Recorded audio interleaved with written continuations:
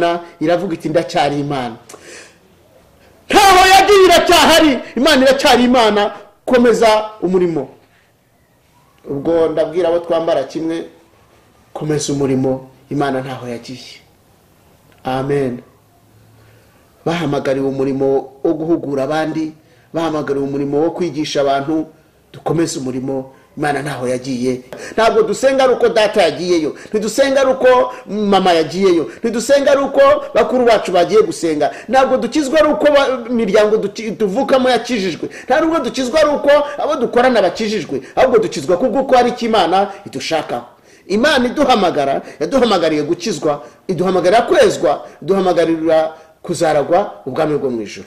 Niyo mpamvu nabinginze ngo mwihangane, twe kurambirwa, twihanganire muri uru rugendo, kuko aho tujya ni heza, iracyahari, iracyabana natwe.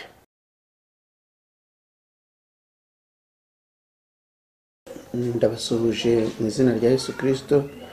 Ni Ngirabega Samuel, pasiteri wungirije muri paruwasi ya Kamabuye, diyoseze ya Cyangugu. Ndashima Imana cyane kuri kino gitondo cyiza, yongeye kumpa umwanya wo kongera kubonana namwe no kuganira ku bw'ijambo ry'Imana kuri iyi gahunda y'Iyogezabutumwa TV, kuri uyu murongo muzima Imana yadutoranirije, kandi twizera ko hari icyo Imana igenda ikora nyuma y'itangira ry'uyu murimo wacu w'ivugabutumwa. Data wera wo mu ijuru, ndagushimiye cyane mu izina rya Yesu.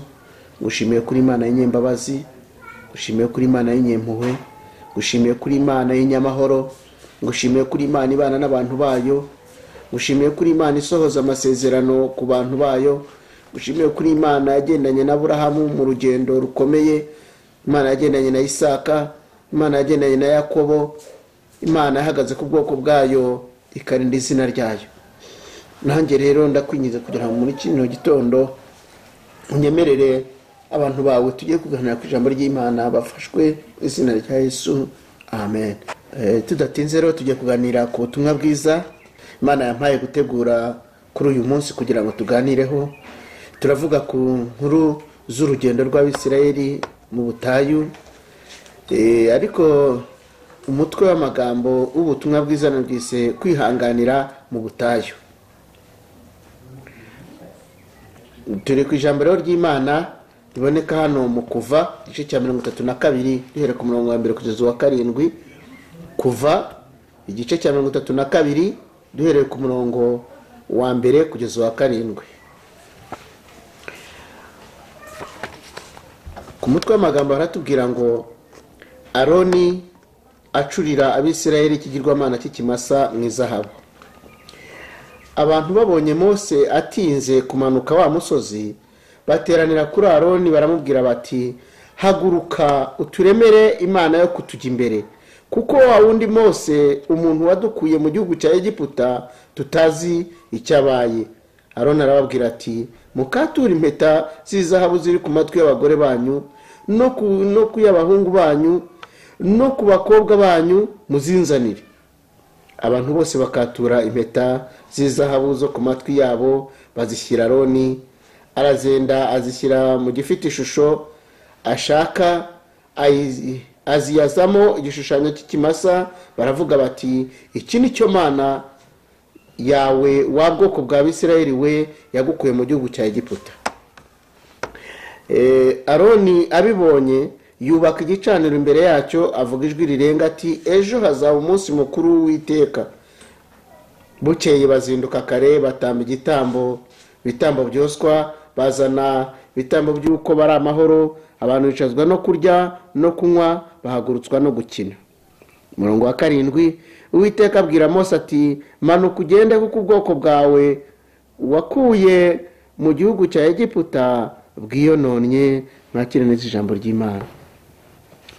Bene data, kurambirwa kw'Abisirayeli, kurambirwa kw'abantu b'Imana muri uyu murimo, kurambirwa kw'abantu b'Imana muri iyi nzira yacu y'agakiza, muri urugendo rw'agakiza, ntabwo ari si ibyacu twenyine, ahubwo na bene data tugenda dukurikira, tugera ikirenge mu cyabo, tugenda twigishaho, tubona inkuru zabo zikatwigisha, nabo nuko byabagendekeye. Habayeho kurambirwa, babona Mose yatinze, babona Mose wabavugiraga imbere y'Imana ntabonetse, babona Mose nta gihari, babona Mose isaha yabahaye irabarambiye, igihe yabahaye kirarenze.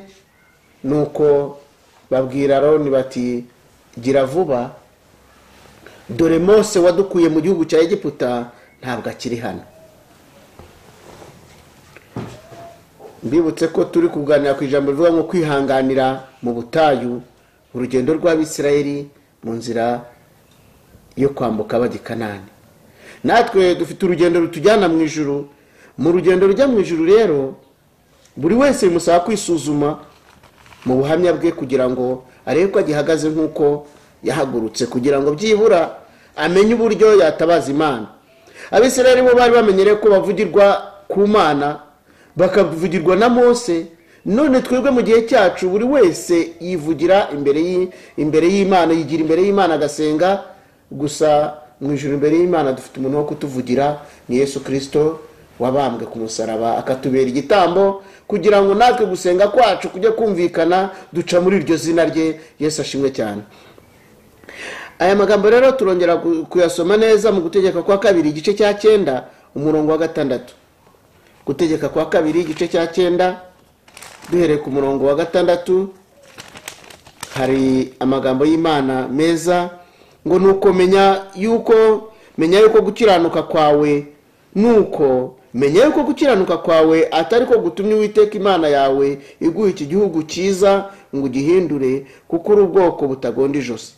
Ujye wibuka ntukibagirwe uko warakazaga Uwiteka Imana yawe uri mu butayu, uhereye igihe mwaviriye mu gihugu cya Egiputa ukageza aho mwaziyaha mugomera Uwiteka. No kuri Horebu mwarakaje Uwiteka, arabarakarira ashaka kubarimbura.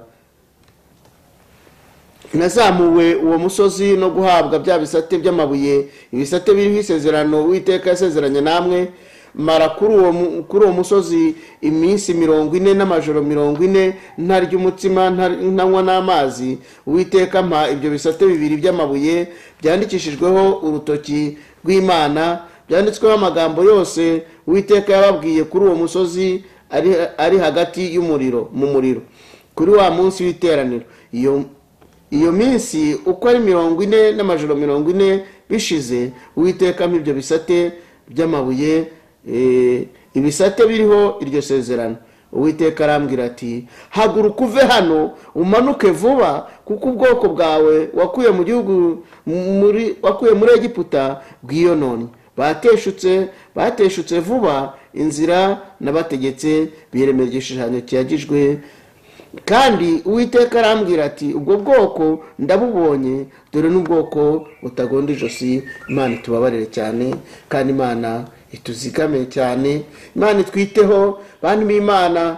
Imana yaturebesheje amaso y'imbabazi, Imana yaturebanye impuhwe, Imana yatwifurije kubaho, Imana yatugeneye imibereho myiza, ariko twebwe twabonetswemo n'ubwoko butagonda ijosi.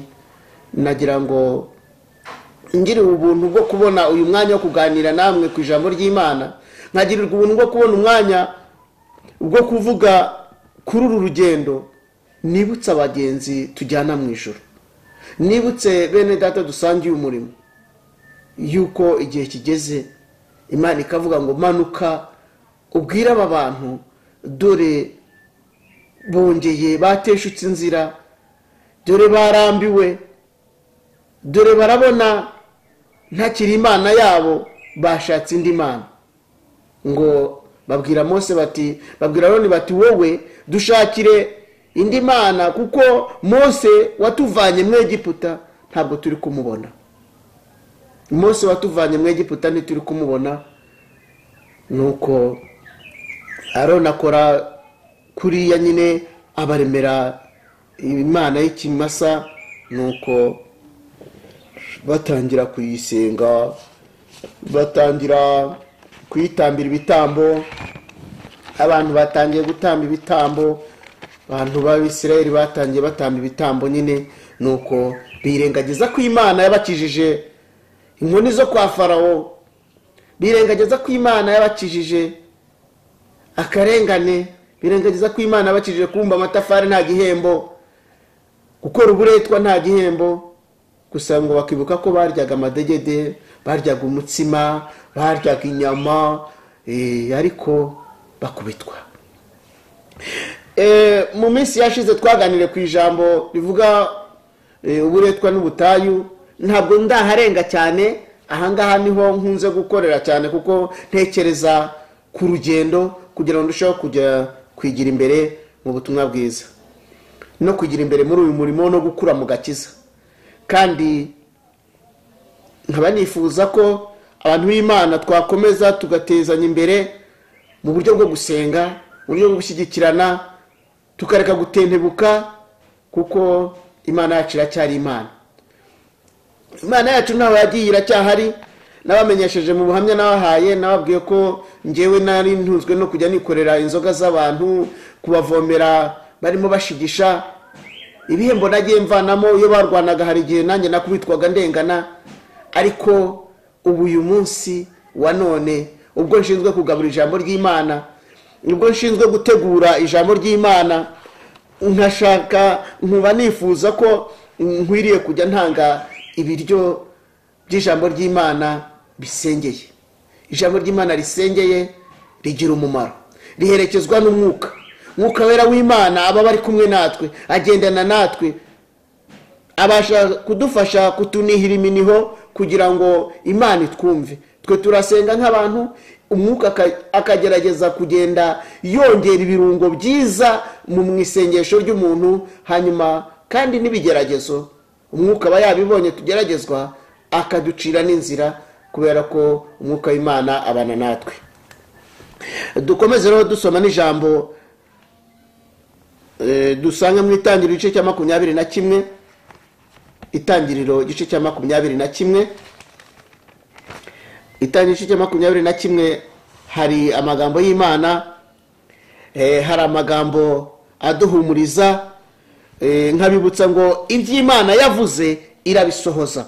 Imana ntabwo ivuga ikintu itabashije, kuko ntabwo ijya kwikopesha, ntiguza amabanki yose irayazi, ifite aho yavana ibyo guha abantu bayo.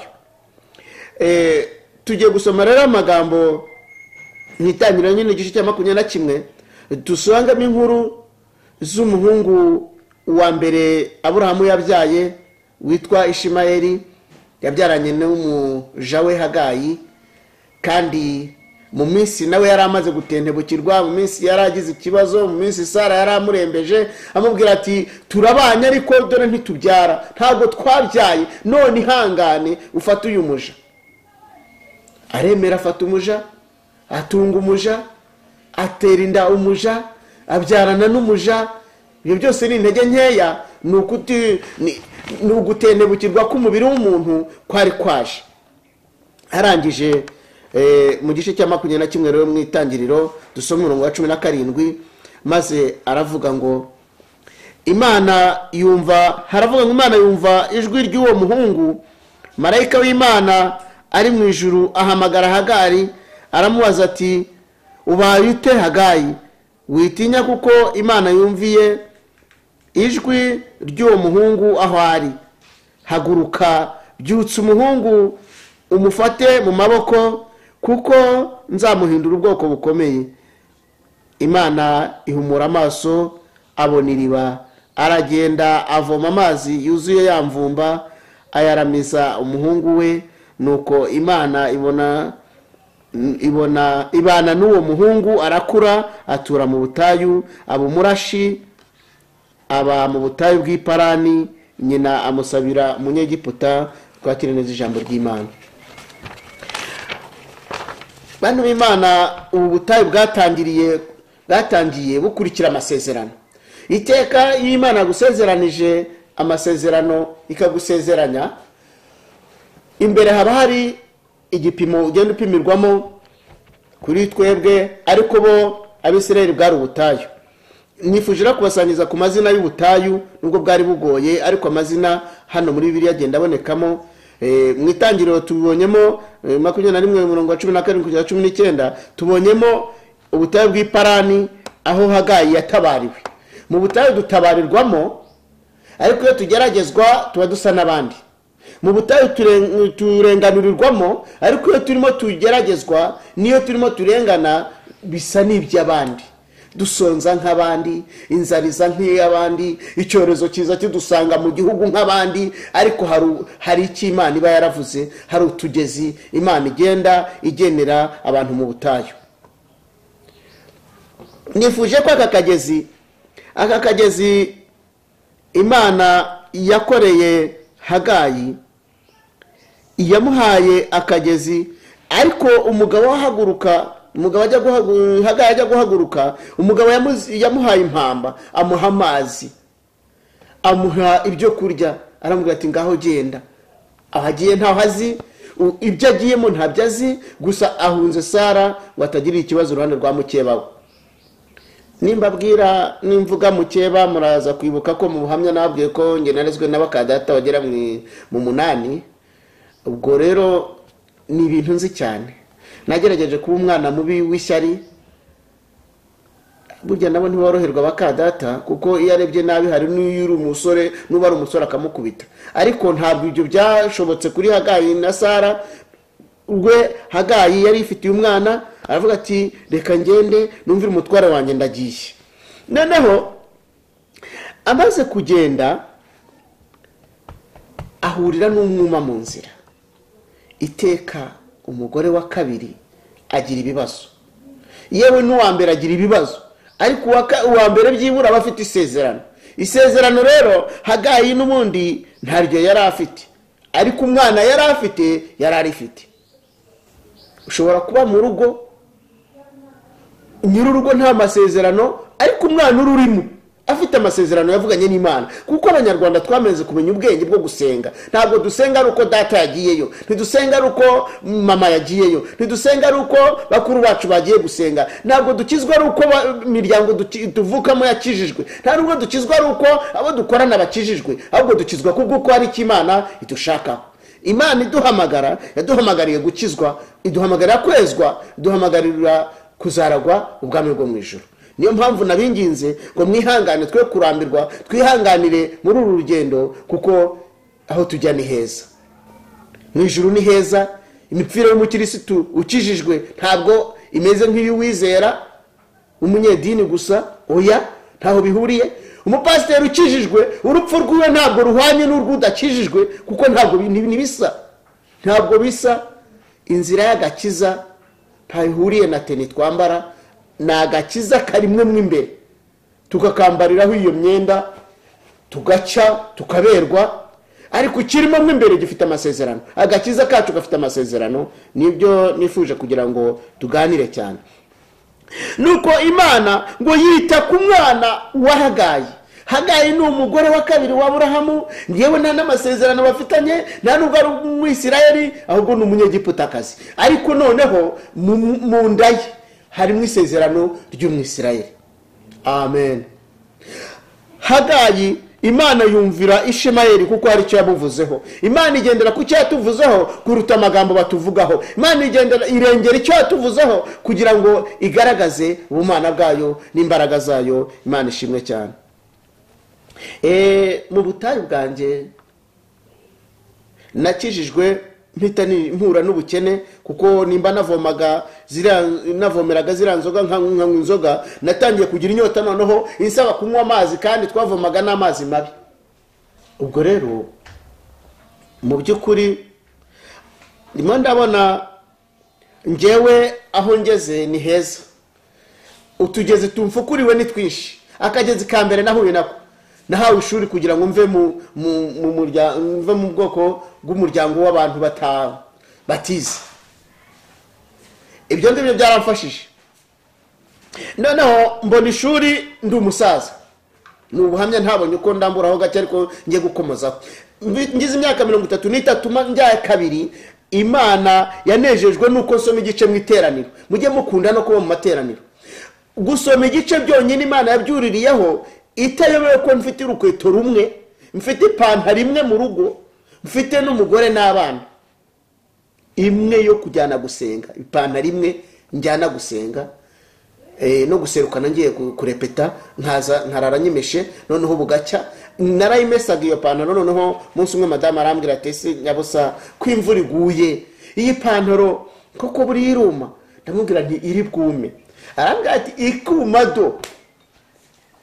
Nuko ndangije ndamubwira nti ariko izuma kandi nitanuma nzajyayo. Nari mfite ingamba zo gukunda amateraniro cyane, kandi mfite n'ingamba zo kwibuka ko hari icyo Imana najyaga nsenga Imana nkumva hari icyo imvugaho. Inshuro nyinshi nagiye gusenga maze gukizwa, nagiye mpavana amasezerano. Igihe kimwe Imana yampaye amasezerano aboneka mu Itangiriro 28:15, irimpa mu gitabo muri Bibiliya nari mfite y'Igifaransa, yambwira ngo je suis avec toi, ngo ndi kumwe nawe, ngo je te protégerai là où tu iras, nzakurindira aho uzajya hose. Irambwira ngo je te ramènerai dans son pays, nzakugarura mu gihugu. Nandi magambo menshi ibyo ni Imana yagendaga ibimbwira, ni imirongo n'umurongo mu Itangiriro 28:15. Ubwo nabanje kugenda nsoma no mu Gifaransa mvuga uko Imana yabimbwiye, ariko Bibiliya mfite uyu munsi ni y'Ikinyarwanda. Iravuga ngo dore nzakurindira aho uzajya, ndi kumwe nawe, nzakurindira aho uzajya hose, nzakugarura muri iki gihugu, ntabwo nzagusiga, nzaguhana ntarakora icyo nkubwiye. Kubaho nta masezerano mfite ntabwo nigeze ntunganyijijwe. Niyo mpamvu agakiza kanjye kagenda gatoherana, niyo mpamvu na Yesu uri muri gatuma n'inyuma ku mubiri ntoha. Imana ntiyemereye yuko Hagayi yicwa n'inyota ngo Ishimayeli nawe apfe, kubera ko yari izi ko hari icyo yavuze kuri Ishimayeli. Yesu abamugisha cyane. Dukomeze rero n'ijambo ry'Imana n'ubundi dusome Abacamanza igice cya 15. Abacamanza igice cya 15. Abacamanza igice cya 15, turebe icyo Imana ihavuga. Naho hari ibintu Imana ivuga, buriya Imana iravuga. Bantu b'Imana mujye muba hafi y'ijambo ry'Imana. Umurongo tugiye guhera n'uwa 10, ngiye guhera ku murongo wa 12.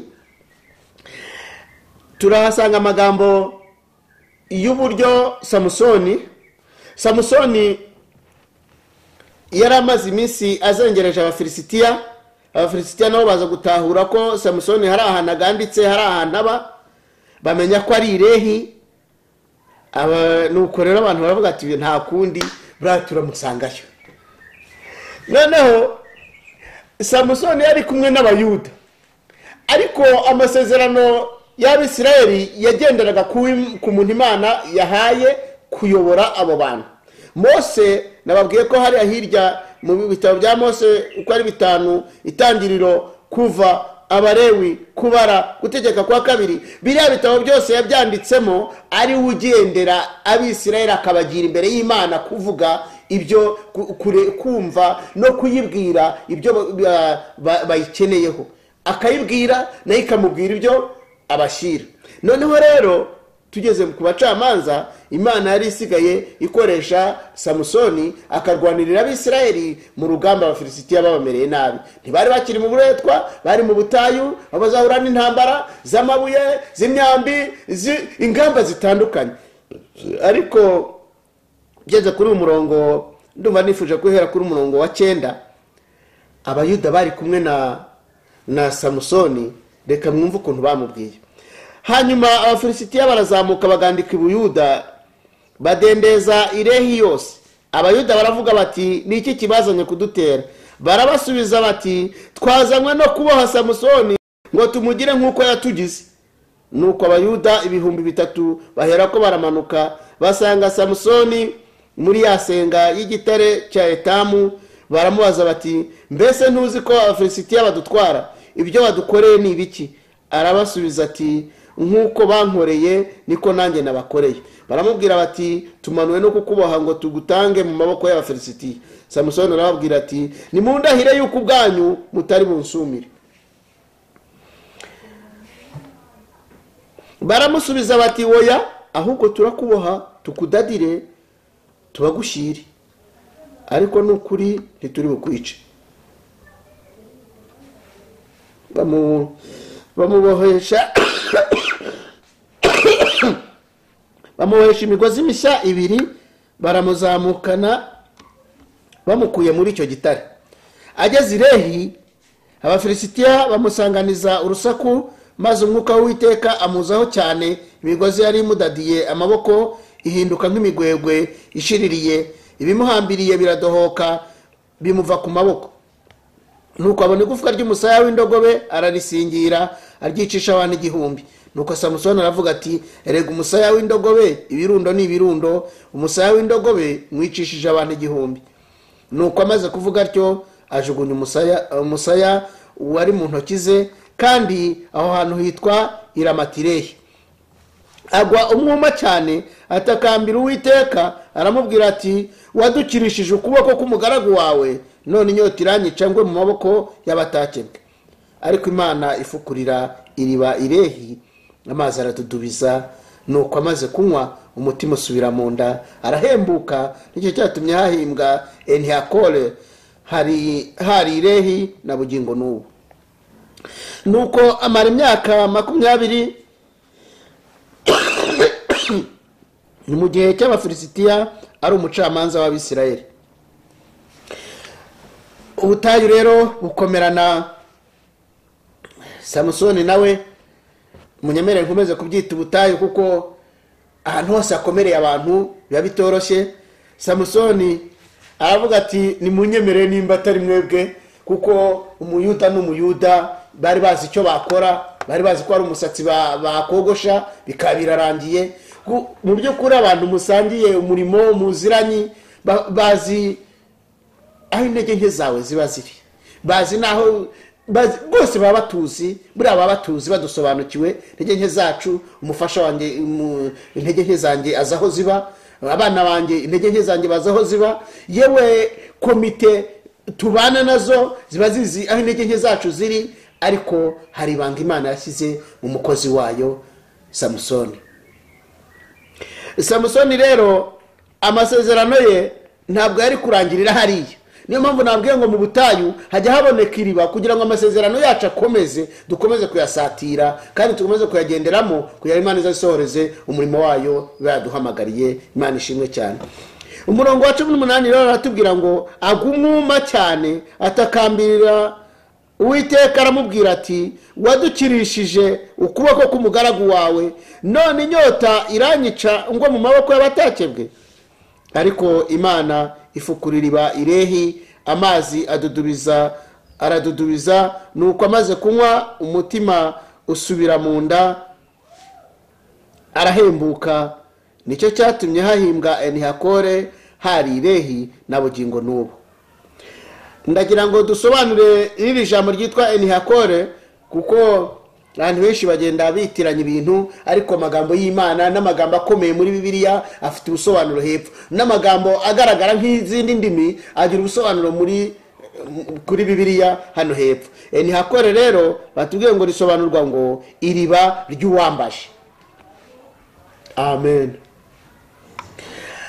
Mu minsi yashize nigeze kwandikira abantu kuri Facebook ndababwira ngo, nimba hafunzwe isengero ntabwo hafunze itorero. Insengero zarafunzwe uretse ko zanafunguwe, ariko itorero ryakomeje gukora, kandi itorero ryakomeje gukura, kandi uwo gukura yakomeje gukura, uwo gukomera yakomeje gukomera, usenga yakomeje gusenga, uwo kubwiriza yakomeje kubwiriza. Yesu ashimwe cyane. Nge nakunze ibi bihe nubwo bitari byiza, ariko byansunikiye cyane mu ijambo, byongera kumvugutira, byongera kunsiga amavuta, byongera kunyuzuza imbaraga, byongera kunyinjiza ku murongo, nsubira neza ku murongo w'ibyanditswe muri Bibiliya. Noneho Samusoni aravuga ati, ko wajyaga ukiza mugaragu wawe ukamukirisha aba bantu, noneho ibi ni ibiki? Ko nguyu umwuma biragenda biti? Imana iravuga iti, mva amazi ni njye wayaremye, nadendeje inyanja n'ibizirimo. Amazi si cyo kibazo kuri njyewe, ahubwo ikibazo ni ukugira ngo ubwoko bwanjye bubone ko ndi Imana. Igikomeye ntabwo ari ikindi, abantu bakwiye kubona ko ari Imana. Nta kintu na kimwe dukwiye kubona ko cyakozwe ntituvuge ko ari Imana yagikoze. Niyo mpamvu nayo biba ngombwa ko ihaguruka igashaka uburyo bigaragara ko ariyo. Reka mbaha akagero gatoya. Abisirayeli bageze i Meriba, hari iriba naho, kandi bari hafi y'Imasa mu butayu. Nabwo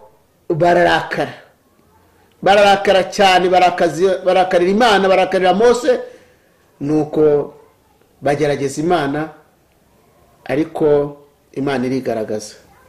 Gusa aho ngaho muri Zaburi 95 baratubwira ngo narakarira ab'icyo gihe imyaka 40.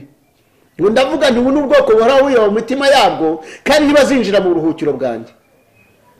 Mose arabwira Imana ati ihangane tubabarire, hosha uburakari bwawe kuko wabamara. Ariko Imana irihangana irababarira. Mose yarafite ijambo avuga imbere y'Imana akabwira ngo abantu bazagira ngo ntukiri Imana yacu. Imana nayo yaduhagazeho muri iki cyorezo, bantu b'Imana. Muri iki cyorezo Imana yaduhagazeho, irangije kuduhagararaho, idufukurira akariba, kandi twarabibonye, namwe mwagiye mubibona. Iduha ibishyimbo tutahinze, iduha umuceri tutahinze, iduha akawunga batangiye kuzamura ibiciro byazamutse kageze muri 17 hejuru, umuceri wa 23 byabaye ibibazo. Ariko Imana iravuga iti ndacyari Imana. Ntaho yagiye, iracyahari. Imana iracyari Imana, komeza umurimo. Ubwo ndabwira abo twambara kimwe, komeza umurimo, Imana ntaho yagiye. Amen. Bahamagariwe umurimo wo guhugura abandi, bahamagariwe umurimo wo kwigisha abantu, dukomeze umurimo. Imana ntaho yagiye, iracyahari, iracyabana natwe.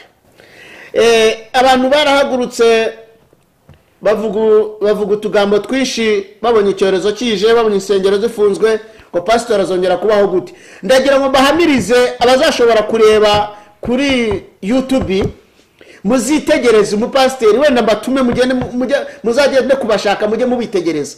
Pasiteri wese arabyibushye, pasiteri wese arakeye mu maso, pasiteri wese arambaye araberewe, pasiteri wese arasenga, pasiteri wese abanye n'Imana.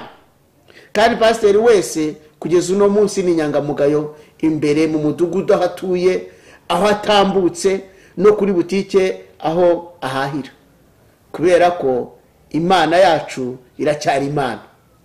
Amen. Ntabwo turebera Imana mu mafaranga, turebera Imana mu mitungo, turebera Imana mu mamodoka, ntabwo turebera Imana mu ndege cyangwa mu bindi byose, mu bwato buhenze, ahubwo turebera Imana mu bitangaza n'imirimo no mu ijambo yaduhaye. Imana yaduhaye ijambo ryo kuyireberamo, turebera mu ijambo. Amen. Turebera Imana mu ijambo, ikadutuma kujya kubwira abantu ibyo yadutumye. Iki gitondo rero Imana yantumye kubwira abantu ngo mwihangane, bagerageze kwihanganira muri uru rugendo, kuko ntaho yagiye, iracyahari. Dusome rero irindi jambo ry'Imana mu byakozwe n'intumwa, igice cya 7 n'umurongo wa 40, turahera ku 39.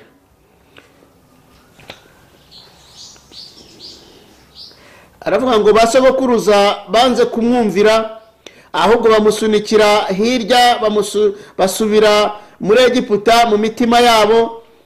Babwira Aroni bati uturemere imana zo kutujya imbere, kuko Mose uwo wadushoreraga adukura mu gihugu cya Egiputa tutazi uko yabaye. Nuko biremera ikimasa muri iyo minsi, icyo gishushanyo bagitambira ibitambo, bishimira imirimo y'intoki zabo.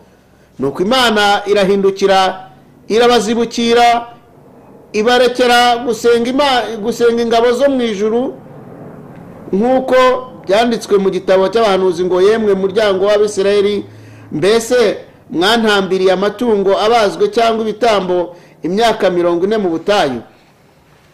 Nuko urabona ko n'uwanditse ibyakozwe n'intumwa yakomeje kuri aya magambo bivuga ngo mu isezerano rya kera Imana yari Imana, no mu isezerano rishya Imana ni Imana, iyabanye natwe, iyavuganye natwe, iyakoze biriya, n'uyu munsi ntaho yagiye iracyahari.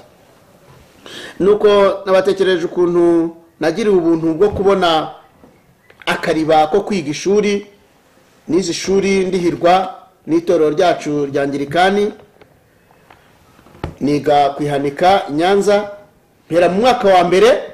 Umwaka wa mbere rero nageze mu wa mbere naho mpabonye nk'akariba, kuko nayo maze iminsi mpingira amafaranga 300 kugira ngo mbone ibijumba byo kugereka ku bishyimbo. Twaga dufite ibishyimbo ariko ntafite ibijumba cyangwa imyumbati. Noneho ubwo iyo minsi ntabwo nari pasiteri utaza kureba nambaye gutya mugire ngo uwo munsi nari nambaye gutya. Oya, ubwo ari iminsi yanjye y'ubutayu, ariko nkijijwe ndi umuvugabutumwa, ndi umuririmbyi, ndirimbira Imana. Dufite umurimo ukomeye wo kuririmba indirimbo zo kunga Abanyarwanda zivuga ngo nuko mugira umwete wo kubana n'abantu bose amahoro, kandi mugire n'uwo kwezwa kuko utejejwe atazareba umwami Imana. Twararirimbye cyane, twarazengurutse igihugu turirimba, twararirimbye mu manama no mu materaniro, twararirimbye munsi yo kwibohoza, twararirimbye mu magereza ya Nyanza itarabi ya Mpanga, twararirimbye mu makasho. Ku makasho twaraharirimbiragaho komine zari zarahoze, ariko hose twararirimbye tubwira abantu ko Imana igihari. Nubwo habaye ibikozongane, nubwo habaye amateka mabi mu Rwanda, ariko twararirimbye, twarahagaze tuvuga Imana, tubwira abantu ko Imana igihari. Hari abo yadusigarije, hari abo yemereye kongera kuyivugira, hari abo yemereye kubaho, nuko tubwira abantu Imana. Yesu ashimwe cyane. Noneho rero mu byakozwe n'intumwa wanditse aravuga ati burya mwarakazaga Imana. Ndagira ngo ucurure umutima muntu w'Imana, uvuga uti burya narakaje Imana. Muri biriya wakoze buriya warakazaga Imana. No kuba insengero zarabonetse tukaba zarafunguwe, hakaba hari ahafunguye wajya gusengera, nk'uko umuntu yavaga hano akajya guhaha mu Kirambo za Nyamasheke ajya gushaka imyumbati yo kugaburira abana, haguruka wongere ujye kureba mu iteraniro urebe, yenda Imana yagutumyeho mu iteraniro ntibukubone, yenda Imana yakuraritse nguze mu iteraniro, hari ubutumwa bwawe, hari ibisubizo byawe. Ubu muri iyi minsi turi gusengera kuri diocese, kandi turagenda twumva buri gitondo uko bwije uko bukeye Imana hari kigenda ikora. Ari mu matangazo y'inama y'abaminisitiri tukabona hari Imana yakoze, ari ingendo zafunguwe tukabona hari Imana yakoze, kuko Imana ntaho yagiye iracyahari, kandi utugeze yagiye dufukurira abantu b'Imana turahari tutunyweraho. Nuko rero ngira ubuntu mbonye ishuri rinkiza guhingira 300, ndazamukanya mu ishuri nigambamo, twabyitaga interina. Nuko mu Cyongereza babyita ngo ni boarding. Nigagambayo nishyurirwa amafaranga 150 mu gihembwe. Niga mwaka wa mbere ngera mwaka wa 6 ndangiza comptabilité mbona humanité, nanjye mu bantu bize mu mubare wabize ndimo. None rero reka munyemerere twe kurambirwa, mwe kurambirwa, kuko mu rugendo rwacu birakomeye, ariko ngo wihangana akageza imperuka ni uzakizwa ku mugaragaro. Reka dusenge. Imana yarakoze, yatugiriye neza, namwe kandi mwarabyiboneye n'amaso yanyu, n'utarabibona zongera bibone, kuko Imana iracyahari, iracyakora. Reka dusenga Imana. Mana data wa twese wera uhoraho, Mana yatabaye Abisirayeli, Mana yagendanye nabo urugendo rukomeye, Mana yababoneye inyama batangiye kwitotombera Mose, Mana yababoneye amazi ibwiye Mose ngo nakubita urutare maze ikabonera amazi mu butayu. N'uyu munsi naho wagiye uracyahari, Mana y'ibyiringiro, Mana y'inyembabazi n'inyempuhwe, Mana yadutabaye, Mana yatuvanye mu mibereho mibi ukatwinjiza mu mibereho myiza, Mana yatuvanye mu byaha ukatwinjiza mu gakiza. Niwe turimo kuvuga, nta kindi twakwirata, kandi icyo twirata ni ijambo ryawe, icyo twirata ni imbabazi watugiriye, icyo twirata ni umudendezo utwihera, icyo twirata ni imbaraga zivuye kuri wowe.